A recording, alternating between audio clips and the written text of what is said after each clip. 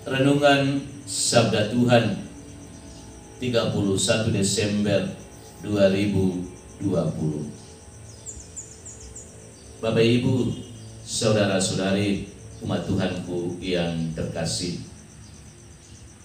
waktu itu sangat bermakna, tapi maknanya waktu itu sangat tergantung dari pribadi kita masing-masing yang mengalami dan menjalani waktu tersebut. Hari ini adalah waktu terakhir untuk hidup dan kerja kita di tahun 2020. Pasti ada banyak kenangan yang sudah kita lalui, entah itu kenangan yang menggembirakan ataupun yang menyakitkan. Semua kenangan itu hendaknya dilihat dalam terang iman sebagai wujud nyata kehadiran Allah bersama kita. Allah mau menyadari kehadirannya di dalam hidup kita dan mau menjadikan kita sebagai pribadi yang tegar dan kuat, yang selalu mau bergantung kepada Dia. Justru disinilah Allah mau mengukur kekuatan iman dan kualitas harapan kita sebagai pengikut-pengikutnya.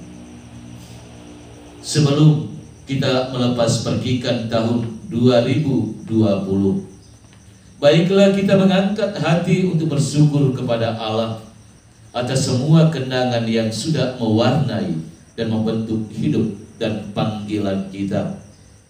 Entah itu yang baik ataupun yang buruk, yang menyenangkan ataupun yang tidak menyenangkan, yang menyakitkan ataupun yang tidak menyakitkan, yang mengecewakan ataupun yang tidak mengecewakan.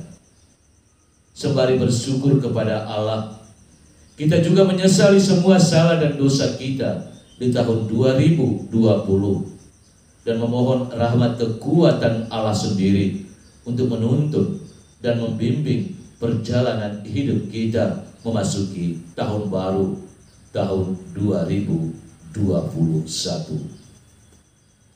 Firman telah menjadi manusia dan diam di antara kita. Dalam Dia ada hidup, dan hidup itu adalah terang bagi manusia. Bapak Ibu, saudara-saudari umat Tuhan yang terkasih,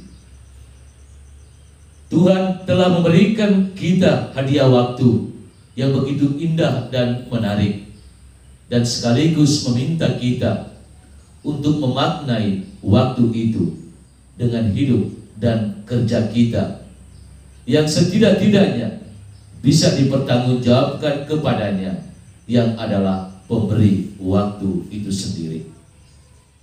Kita tidak sendirian berjalan di dalam waktu, tetapi firman Tuhan yang telah menjelma menjadi manusia selalu tinggal bersama kita dalam waktu.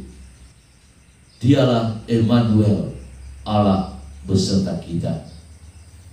Dalam diri Yesus, sabda yang menjelma menjadi manusia itu, Allah memberikan cahayanya dan hidup itu adalah terang manusia. Terang itu bercahaya di dalam kegelapan, dan kegelapan itu tidak menguasainya.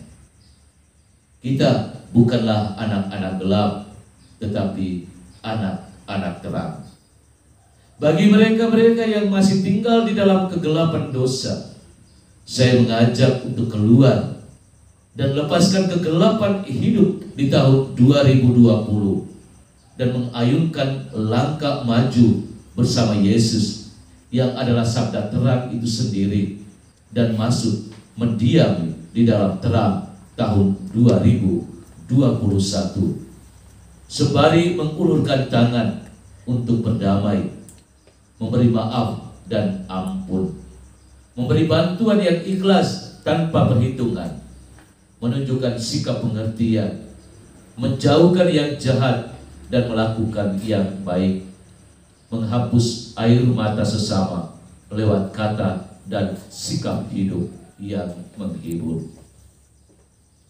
Bapak Ibu, saudara-saudari umat Tuhan yang terkasih, mengakhiri tahun lama tahun 2020 dan memasuki tahun baru tahun 2021. Saya mengajak kita umat beriman sekalian kepada satu keyakinan yang kokoh dan teguh bahwa Tuhan tidak pernah berhenti memberikan berkat-Nya untuk kita sekalian. Setiap berkat yang kita terima di tahun 2020 adalah tanda cinta dan penyertaan Tuhan bagi kita. Dan memasuki tahun 2021 ini, saya mengajak kita umat sekalian untuk kembali menyadari akan panggilan Tuhan untuk sebuah berkat di tahun 2021 ini. Bahwa panggilan memasuki tahun 2021 ini, kita diajak untuk mengosongkan diri, melepaskan diri dari segala hal yang melekat, yang membuat kita tidak bebas untuk mendapatkan berkat itu. Melepaskan kebiasaan dosa yang melekat erat dalam diri kita dan berjalan keluar dari diri adalah sebuah proses menuju kepada berkat Tuhan di tahun 2021 ini.